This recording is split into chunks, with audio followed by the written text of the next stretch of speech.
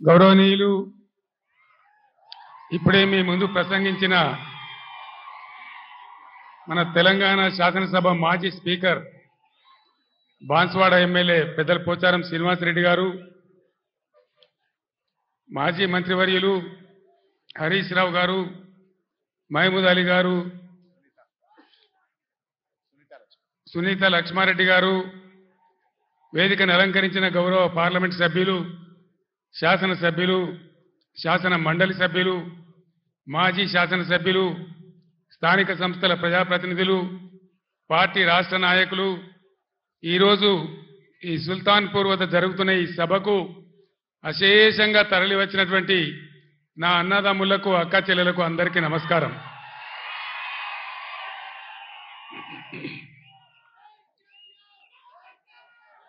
ఇక్కడ జరుగుతున్నటువంటి మెదక్ జహీరాబాద్ పార్లమెంటు నియోజకవర్గ అభ్యర్థులుగా పోటీ చేస్తున్న గౌరవ వెంకట్రామరెడ్డి గారు, గౌరవనీయులు శ్రీ అనిల్ గారు, మీ ఆశీర్వాదం కోసం వాళ్ళు ఇక్కడ ఈ సభలో మీతో పాటుగా ఉన్నారు. నేను రాజకీయంగా ఎంతో ఎత్తు ఎదగడానికి తెలంగాణ రాష్ట్రం సాధించేటువంటి పోరాట పటిమ నాకు అందించి నన్ను పెంచింది ఈ మెతుకు సీమ. మీరిచ్చిన బలమే ఢిల్లీతోని కొట్లాడి ఆనాడు ఢిల్లీ మెడలు వంచి ఈ తెలంగాణ మనం తెచ్చుకున్నాం. మీ దీవెన లేకపోతే, మీ అండదండలు, మీ ఆశీర్వచనం లేకపోతే, ఈ మెతుకుగడ్డ నీళ్లు రక్తం నా శరీరంలో లేకపోతే నాకు ఈ స్థాయి వచ్చేదే కాదు. మొన్న జరిగినటువంటి అసెంబ్లీ ఎన్నికల్లో కూడా ఏ జిల్లాలో రానంత భారీ మెజారిటీ ఇచ్చి హరీష్ రావు గారు తదితరుల నాయకత్వంలో 7 ఎమ్మెల్యేలు కల్పించిన నా మెతుకుసీమ గడ్డకు 2 చేతులెత్తి నేను నమస్కారం చేస్తా ఉన్నాను. ఎన్ని జన్మలెత్తినా కూడా మీ రుణం నేను తీర్చుకోలేదని చెప్పి నేను మనవి చేస్తా ఉన్నాను. ఇవాళ కొంతమంది తెలివి ఉన్నవాడు, తెలివి లేనివాడు, అడ్డంపొడుగు మాట్లాడేవాడు బీఆర్ఎస్కు పార్లమెంటు ఓట్లెందుకు, సీట్లెందుకు అని మాట్లాడుతూ ఉన్నారు. ఇప్పుడే కావాలి బీఆర్ఎస్కు పార్లమెంట్లో ఓట్లు, సీట్లు. ఎందుకు? ఆనాడు నన్ను మీరు ఆశీర్వదించకపోతే, నేను వెళ్ళి కరీంనగర్ ఎంపీ గెలవకపోతే, పార్లమెంట్లో నేను తెలంగాణ బిడ్డగా గర్జించకపోతే మనకు తెలంగాణ రాష్ట్రం ఎక్కడి నుంచి వచ్చేది? ఈరోజు కూడా తెలంగాణ ప్రజల ఆకాంక్షలు, ఆశలు, హక్కులు నెరవేరాలంటే ఖచ్చితంగా టీఆర్ఎస్ బిడ్డలు పార్లమెంట్లో ఉంటేనే మన హక్కులు, అధికారాలు నెరవేరితే నేను మీకు మనవి చేస్తా ఉన్నా. ఏం జరుగుతూ ఉంది మీరు చూస్తూ ఉన్నారు. ఇప్పుడే పెద్దలు పోచారం గారు చెప్పినారు, పాలిచ్చే భార్యను ఎత్తేసి దున్నపోతుని తెచ్చుకున్నామని. జరుగుతుంది. రాజకీయాలలో అప్పుడప్పుడు గమ్మత్తుగా గుడ్డి లక్ష్మి వచ్చినట్టు కొంతమంది లిల్లీ పుట్టుగాళ్ళకు కూడా అధికారం వస్తుంది. వాళ్ళని ఎందుకంటారు లిల్లీ పుట్టని? ప్రజల అధికారం ఎందుకు ఇస్తారు? మాకు సేవ చేయమని, రాష్ట్రాన్ని బాగు చేయమని, గత ప్రభుత్వం కంటే కొన్ని మంచి పనులు చేయమని అధికారం ఇస్తారు, కానీ అడ్డదిడ్డం పనులు చేయమని చెప్పరు. ఇలా ఏం జరుగుతూ ఉంది ఈ రాష్ట్రంలో? నిన్న స్వయంగా మీరు కళ్ళారా చూసినారు. ఈ భారతదేశంలో ఉన్న చట్టాల ప్రకారం, అంబేద్కర్ మహనీయుడు రాసినటువంటి రాజ్యాంగం ప్రకారం ఆర్టికల్ 3 ఆయన పెట్టినాడు కాబట్టి అంబేద్కర్ గారి పుణ్యమాని మనకు తెలంగాణ రాష్ట్రం వచ్చింది. ఆ మహనీయుని గౌరవించుకోవాలని, గుండెల్లో పెట్టుకోవాలని 125 ఫీట్ల ఎత్తున ఉండేటువంటి, ప్రపంచంలోనే ఎక్కడ లేనటువంటి, భారతదేశంలో ఎక్కడ లేనటువంటి అంబేద్కర్ విగ్రహాన్ని మనం హైదరాబాద్లో కట్టుకున్నాం. పోయిన సంవత్సరం మీరందరూ కూడా చాలా మంది వచ్చినారు, బ్రహ్మాండంగా దాన్ని ఆవిష్కరణ చేసుకున్నాం. కానీ నిన్న అంబేద్కర్ జయంతి, ఆ విగ్రహం పెట్టిన తర్వాత జరిగిన తొలి జయంతి, ఈ లిల్లీ పుట్టగాల ప్రభుత్వం ఏం చేసింది? అక్కడికి గవర్నమెంట్ పోలే. ఆ మహనీయునంత హిమాలయ పర్వతం అంతా ఎత్తున్న విగ్రహానికి ఒక పువ్వు పెట్టలే, ఒక పూలమాల పెట్టలే, అంజలి ఘటించలే. అనేక రాష్ట్రాల నుంచి ప్రజలు వచ్చినారు చూడడానికి. వాళ్ళ కనీసం మంచినీళ్ళు ఏర్పాటు చేయలే, గేట్లు బంద్ చేసి తాళాలు వేసినారు. దీన్ని ఏమంటారు? అహంకారమా? కండకావరమా? ఏమనుకోవాలి దీనికి? అజ్ఞానమా? ఎవరు పెట్టిన విగ్రహమే కదా, మనం ఒక విగ్రహమే పెట్టుకోలే. ఆయన పెట్టిన ఆర్టికల్ 3తోనే తెలంగాణ వచ్చింది. కాబట్టి రాష్ట్ర సెక్రటేరియట్ కూడా, సచివాలయానికి కూడా అంబేద్కర్ మహనీయుని పేరే పెట్టుకున్నాం. విగ్రహం కాడికి పోలే. మరి ఆ సెక్రటేరియట్ ఎందుకు కూర్చుంటున్నారు? సిగ్గు లేకుండా కూర్చుంటున్నారా? అది కూడా అంబేద్కర్ పేరు మీదనే ఉన్నది కదా.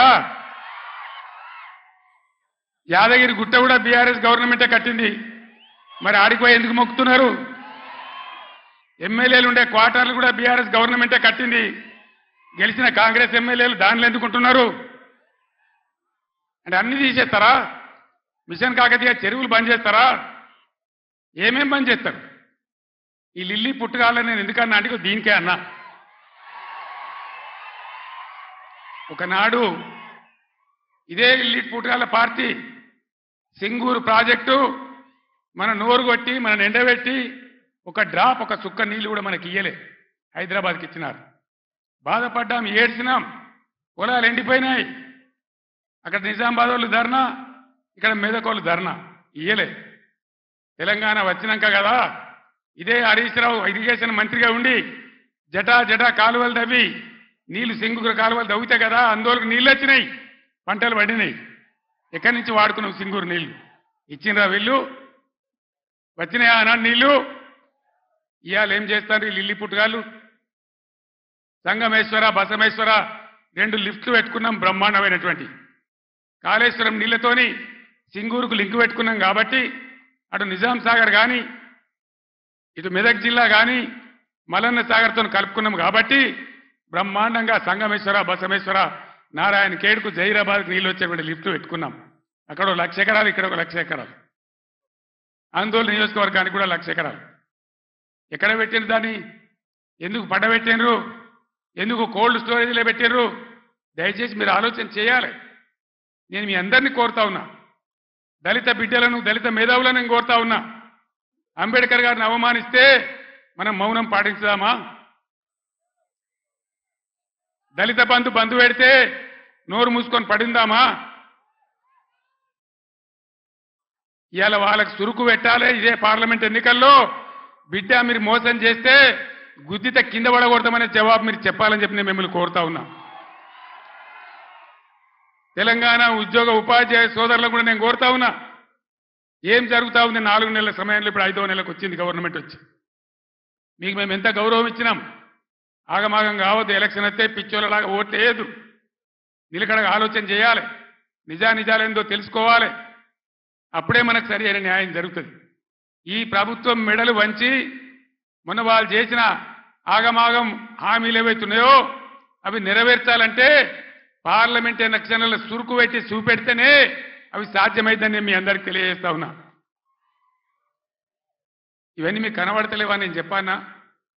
ఉద్యోగులను ఎంత గౌరవించినాం, ఎంత జీతం ఇచ్చినాం, ఎంత పెద్ద పిఆర్సీలు ఇచ్చినాం, తెలంగాణ స్పెషల్ ఇంక్రిమెంట్ ఎట్లా ఇచ్చినాం, ఇవన్నీ మీరు మర్చిపోయి ఇలా ఆగమాగం అడివడే అవుతామంటే మీరే నష్టపోతారు తప్ప బీఆర్ఎస్ పార్టీ కాదు. మీకు తెలివితేటలు ఉన్నాయి కాబట్టి, బుద్ధి ఉంది కాబట్టి, గౌరవం ఉంది కాబట్టి ఆలోచన చేసి చెక్ బ్యాలెన్స్ చేయాలని చెప్పి తెలంగాణ ఉద్యోగ ఉపాధ్యాయ సోదరులను కూడా ఈ సందర్భంగా నేను మేధావులుగా మీరు ఆలోచించాలని, ఈ గవర్నమెంట్ ముక్కుతాడేయాలని చెప్పి నేను మీకు కూడా అప్పీల్ చేస్తా ఉన్నా. ఇక్కడికి పోయి మన కరెంటు 9 ఏళ్ళ కన్నురేప కొట్టినంతసేపు అయినా కరెంటు పోయిందా? ఇవాళ పోతుందా? మరి ఇట్లే పోవన్నా ఉండాలి కదా. ఉండాలంటే పార్లమెంట్ ఎలక్షన్లో బీఆర్ఎస్ గెలవాలి. మెదక్ల వెంకట్రామరెడ్డి, జైరాబాద్లో అనిల్ గెలిస్తేనే ఎల్పడా దాపడా కోళ్ళలాగల్లాగా ఉన్నారు. ఇద్దరు కూడా చదువుకున్న వాళ్ళు. ఒక ఆయన ఐఏఎస్ అధికారి, ఇంకొక ఆయన తెలంగాణ ఉద్యమకారుడు. బ్రహ్మాండంగా ఈ కాంగ్రెస్ ముక్కు విండి మీ హక్కులు సాధించాలంటే వాళ్ళని గెలిపించాలని చెప్పి నేను మిమ్మల్ని కోరుతా ఉన్నా. గెలిపిద్దామా? కారు గుర్తుకే. సభ అయిపోలేదు, ఉండండి.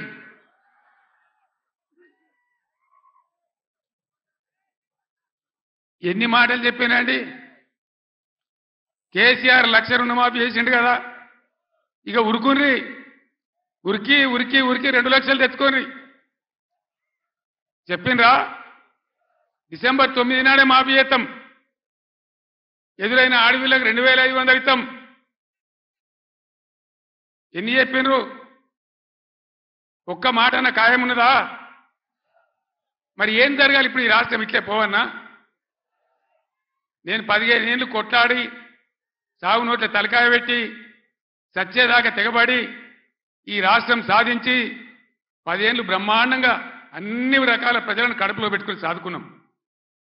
రైతు సోదరులను కళ్ళల్లో పెట్టుకొని కాపాడుకున్నాం.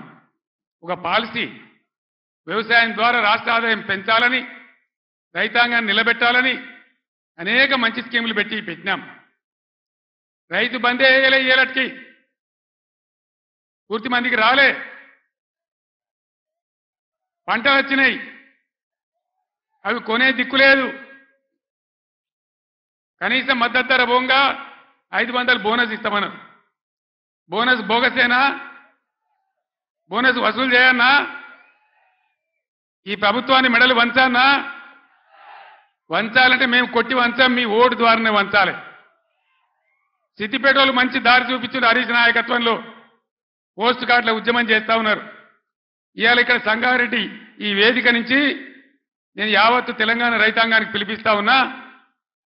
2 లక్షల రుణమాఫీ వెంటనే చేయాలని, ఎండిపోయిన పంటలకు 25,000 నష్టపరిహారం ఇవ్వాలని, ఎకరానికి బోనస్ ఖచ్చితంగా ఇవ్వాలని, వడ్లు వెంటనే కొనుగోలు చేయాలని రాష్ట్ర వ్యాప్తంగా రైతాంగం దయచేసి రేపటి నుంచే పోస్ట్ కార్డు ఉద్యమం మొదలు పెట్టాలని కూడా సిద్దిపేటను మార్గదర్శకంగా తీసుకొని చేయాలని నేను కోరుతా ఉన్నా.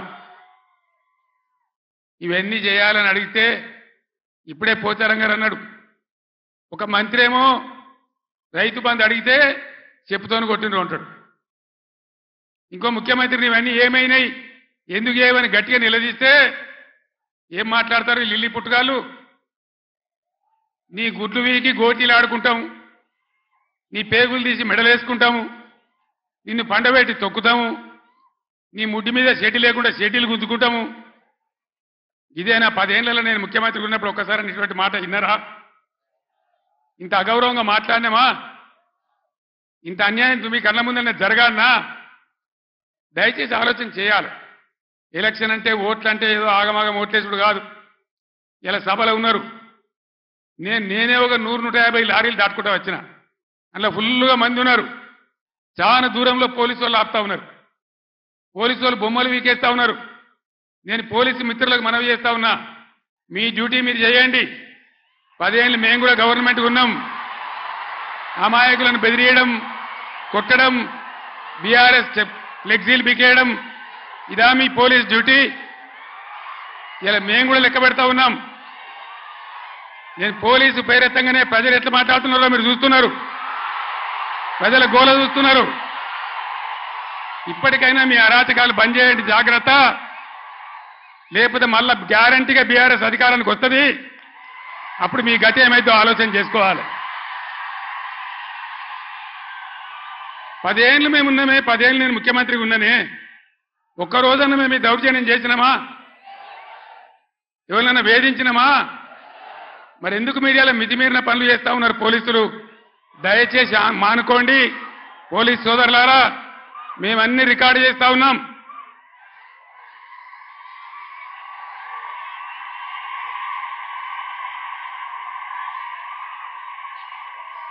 ఈ ప్రజల స్పందన చూసైనా మీరు మారాలి.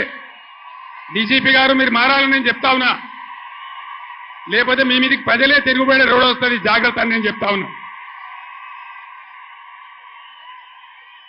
మా కార్యకర్త తెలంగాణ ఉద్యమకారుడు సల్వాజీ మాధవరావు అని కరీంనగర్ జిల్లా ధర్మారంలో, పెద్దపల్లి జిల్లాలో ఆయన సోషల్ మీడియాలో ఒక పోస్ట్ పెట్టిండని చెప్పి ఆయన మీద అక్రమ కేసులు పెట్టి ఇలా జైలు తరలించినారు. ఆయన కరీంనగర్ జైల్లో ఉన్నాడు. ఇది మీకు న్యాయమా? డీజీపీకి ఏమైనా గౌరవం ఉంటే ఆ సల్వాజీ మాధవరావు మీద ఏదైతే జరిగిందో దాని మీద స్పెషల్ కమిటీ సీనియర్ ఐపీఎస్ ఆఫీసర్తో ఎంక్వైరీ చేయాలి. ఏ సబ్ ఇన్స్పెక్టర్ ఏ సర్కిల్ ఇన్స్పెక్టర్ దౌర్జన్యానికి పాల్పడ్డాడో వాళ్ళ మీద మీరు చర్యలు తీసుకోవాలి. లేకపోతే తస్మాత్ జాగ్రత్త, మేము న్యాయస్థానం తలుపులు దాడతామనే మనవి చేస్తా ఉన్నా. మేము కూడా మస్తుగా చూసినాం. నేను కేంద్ర మంత్రిగా పనిచేసిన, రాష్ట్ర మంత్రిగా పనిచేసిన, ఇదే జిల్లాలో 20 ఏళ్ళు ఎమ్మెల్యేగా ఉన్నా, ముఖ్యమంత్రిగా పనిచేసిన, కానీ దౌర్జన్యాలు ఎన్నడూ మీతో మేము చేయించలే. అనవసరంగా మీరు రాజకీయ చేసేవాళ్ళు చేస్తారు, మీకు అవసరం లేదు. ఆయాల ఎక్కడ చూసినా వరి కోతలు ఉండే, ఇవాళ కరెంటు కోతలు, క్రాప్ హాలిడేలు. దయచేసి ప్లీజ్ 10 నిమిషాలు, నేను ఎక్కువ మాట్లాడను, 15 నిమిషాలు నినాదాలు తర్వాత చెప్తాను తమ్ముడు.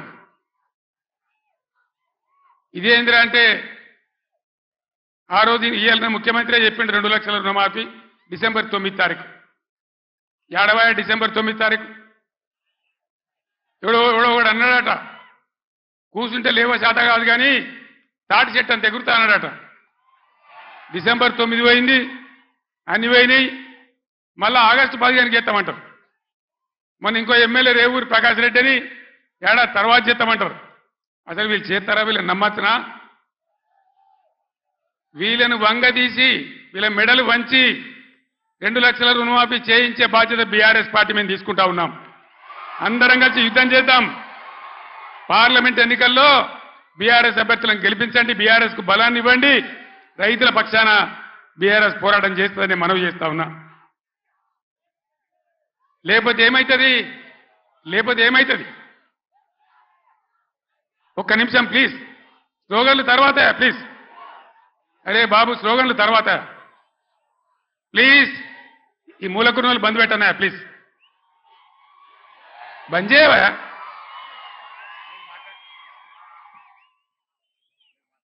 ఏం జరుగుతుంది చెప్పండి. ఒకసారి ఆలోచన చేయాలి ప్రజలు. ఓట్లు ఆగమాగం వేయద్దు, ఎవడో ఏదో చెప్తాడు. ఇదివరకే మొన్న దెబ్బతిన్నాం, మొన్న ఎలక్షన్లో దెబ్బతిన్నాం, కింది మీద అయిపోయినాం. ఎంత ధీమాగా ఉండ్రి రైతులు, ఎంత మంచిగా ఉండ్రి, ఎంత బ్రహ్మాండంగా ఉండే, ఎంత మంచిగా రైతు బంధు మీ బ్యాంకులో పడుతుండే, కరెంట్ ఎంత మంచిగా వచ్చేది, చెల్లు గుంటలు ఎట్లా నిండి ఉండే, ఏ విధంగా నీళ్ళు వస్తుండే, మీ డబ్బులు ఎట్లా కొన్నాము. ఇవాళ తప్పుడు వానలు పడే పరిస్థితులున్నాయి. అక్కడక్కడ తెచ్చిన వాళ్ళే వడ్లు తడిచిపోతున్నాయి, కాంటాలు పెడతలేరు, కొనుగోలు జరుగుతలేదు. దాని మీద గవర్నమెంట్కు నియంత్రణ లేదు. అందువల్ల దయచేసి మేము కడుపులో పెట్టుకొని కాపాడిన రైతులు ఇలా ఆగమాగం అవుతా ఉన్నారు. రైతు బంధు రాకపోతే అప్పుల పాలైండ్రు, లక్షల కొద్ది మోటార్లు కాలినాయి, ట్రాన్స్ఫార్మర్లు కాలినాయి. 3 ఎకరాలు వేసిన 1 ఎకరమే పండింది. ఆ ఎకరం పండిన దాన్ని కూడా కొనే దిక్కు లేదు. డబ్బులు ఇస్తారో ఈరోజు తెలుస్తలేదు, మద్దతు ధర వత్తలేదు, బోనస్ వత్తలేదు. బోనస్ బోగస్ కానియద్దు, అందరం కలిసి కొట్లాడాలి. నేను ముఖ్యమంత్రికి రాష్ట్ర ప్రభుత్వానికి హెచ్చరిక చేస్తా ఉన్నా. బోనస్ పేరు మీద మీరు తప్పించుకోలేరు. దానికి ఎలక్షన్ కమిషన్ అడ్డం రాదు. మేము కూడా మీద కంప్లైంట్ ఇయ్యము. ఏ రైతుకు ఎంత బాకీ ఉంటారో అంత బోనస్ చిట్టీలు కూడా ఇలా రాసి ఇవ్వండి. ఎలక్షన్లలో బాండ్ రాసి ఇచ్చారు కదా, అదే పద్ధతిలో ఇలా వాళ్ళకి బాండ్ ఇచ్చినట్టుగా ఇవ్వండి. మీకు అంత కాదంటే ఎలక్షన్ తెల్లారి ఇవ్వండి. కానీ బోనస్ ఎగబెడతామంటే మాత్రం ఇబ్బంది అయ్యే పరిస్థితి ఉంటుందని మనవి చేస్తా ఉన్నా. మిషన్ భగీరథ 6 సంవత్సరాలు ఇంట్లో ఆ ఇంట్లోనే నల్లా వచ్చి నీళ్లు దుంకితే ఎంత బ్రహ్మాండంగా మనం పండగ చేసుకున్నాం. ఒక ఆడబిడ్డ కనవల్లే, రోడ్డు మీద బిందెలు కనవల్లే, నీళ్ళ ట్యాంకర్లు కనవల్లే. ఇవాళ ఏం గతి చేస్తా ఉన్నారు? మళ్ళీ నీళ్ళ ట్యాంకర్లు ఎందుకు వస్తున్నాయి? ఆ లంబాడి తండ బాయి పేరుందో నాకు తెలియదు. ఆ బాయి చిమ్నీ బాయ్ అని మా ఇంటికే నీళ్ళు వస్తున్నాయని నేను పోయిన ఎలక్షన్లో లంబాడి తండాకు పోయి చెప్పింది. మరి ఇవాళ మళ్ళీ ట్యాంకర్లు ఎందుకు వస్తున్నాయి? మంచినీళ్ళకి ఎందుకు బాధ పెడుతున్నారు?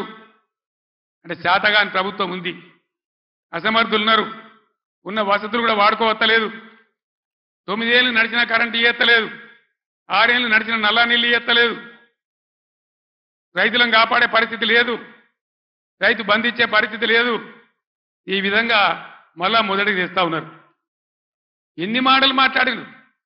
కళ్యాణ లక్ష్మి ₹1,00,000 కాదు, తులం బంగారం ఇస్తాం. ఇచ్చిన రాయనన్న ఒకింటికన్నా వచ్చిందా తులం బంగారం? మరి ఇట్లే కూర్చుందామా? నేను ఎక్కువ గంటల పొట్టలు ఉపన్యాసం చెప్పా, 10 నిమిషాల్లో ముగించుదాం. ఏం జరుగుతుందో ఒకసారి ఆలోచన చేయండి. ఇన్ని వాగ్దానాలు చేసి ఇన్ని మాటలు చెప్పి మీ ఓట్లు తీసుకొని అధికారంలోకి వచ్చి ఇవాళ అన్నీ ఎగబెట్టి మళ్ళా ఎలక్షన్లో వచ్చి ఓట్లు అడుగుతారు. ఎట్లా వేస్తారు ఓట్లు? నాకు అర్థం కాదు. వేస్తే ఏమవుతుంది? ఏం జరుగుతుంది వేస్తే? మేము ఎన్ని చెప్పి ఎన్ని అబద్ధాలు చెప్పినా మళ్ళా మాకే గుద్దిండ్రని ఆయనతో ఏం లేకుంటే ఎగబెడతారు. ఇలా ఉల్టా గుద్ది బీఆర్ఎస్ని గెలిపిస్తేనే బీఆర్ఎస్ మొత్తం ప్రభుత్వం మెడలు వంచుతుంది, మీకు న్యాయం జరుగుతుంది తప్ప వేరే విధంగా జరగదని చెప్పి నేను తెలియజేస్తా ఉన్నా. అందుకోసం ఒకటే మాట మీరు ఆలోచన చేయాలి. ఇవాళ అనేకమైనటువంటి ఇబ్బందుల్ని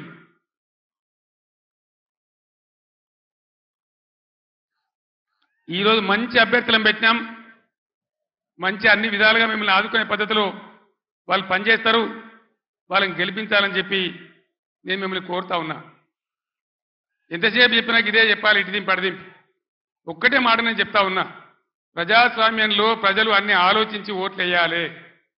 మన కళ్ళ ముందే మనల్ని మోసం చేస్తుంటే మళ్ళీ వాళ్ళకే సర్దిగడితే మళ్ళీ వాళ్ళకే ఓట్లేస్తే ఎటుగాకుంటే అయితే ఆగమవుతాం.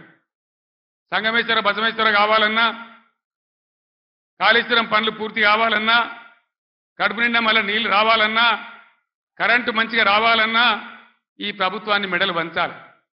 నేను ఇంకో మాట కూడా మీకు చెప్తా ఉన్నా, వాస్తవంగా వాళ్ళు గెలిచినరు, మాకేం ఓర్వలేనితనం లేదు. వాళ్ళు కూడా ఉండాలి, 5 ఏళ్ళు పనిచేయాలి, అప్పుడే నల్లదేందో తెల్లదేందో తెలుస్తుంది. కానీ ముఖ్యమంత్రి మాట్లాడే మాటలు చూస్తే, సభలలోనే వణుకుడు చూస్తే తిరగబడ్డ జనం తెలంగాణలో. సర్వే రిపోర్ట్లు వస్తున్నాయి, కాంగ్రెస్కు 2 సీట్ల కన్నా ఎక్కువ రావు అని. అంతటా అన్ని జిల్లాలలో కూడా రైతాంగం తిరగబడతా ఉంది. అందుకే ముఖ్యమంత్రి నిన్న నారాయణపేట సభలో ఆయన భయం, ఆయన కంపం చూస్తే ఈ గవర్నమెంట్ ఏడాది కూడా ఉంటట్లేదని మనం చేస్తా ఉన్నా. ఎవడు ఎప్పుడు పోయి బీజేపీలోకి వెళ్తాడో, ముఖ్యమంత్రి జంపు కొడతాడో, ఏమవుతుందో. ముఖ్యమంత్రి ఈడో మాట మాట్లాడతాడు, ఢిల్లీకి పోయి బీజేపీ కోటేమని టీవీలో చెప్తాడు. అంటే ఏం జరుగుతుంది? ఎవరికి ఎవడు బీ టీము, ఎవరు కలిసిపోయినరు ఒకసారి ఆలోచన చేయాలి. దయచేసి ఏ మార్పాటుగా ఉంటే ఇబ్బంది జరుగుతుంది. కాంగ్రెస్ గతంలో కూడా మీరు 60 ఏళ్ళు చూసినారు, ఇంకా కూడా ముందటికి మోసపోతే దెబ్బతింటాం. ఇక బీజేపీ పార్టీ ఏమన్నా ఏకైనా పనిచేసిందా మన రాష్ట్రానికి? పెద్దలు చెప్పారు, అక్కెరకు రాని చుట్టము, మొక్కిన మరం ఇయ్యని వేల్పు, మోరమున దానెక్కిన బారని గుర్రము, గ్రక్కున విడవంగా వలవి కదరా సుమతన్న. బీజేపీ అక్కరకు రాని చుట్టం. ఒక మెడికల్ కాలేజ్ ఇయ్యలే, ఒక నవోదయ కాలేజ్ ఇయ్యలే, ఒక జాతీయ ప్రాజెక్ట్ ఇయ్యలే. నేను స్టేజ్ ఎక్కుతుంటే హరీష్ రావు మాట్లాడుతుంటే విన్నా, ఆయన అన్ని చెప్పిండు. అవన్నీ 100% కరెక్టు.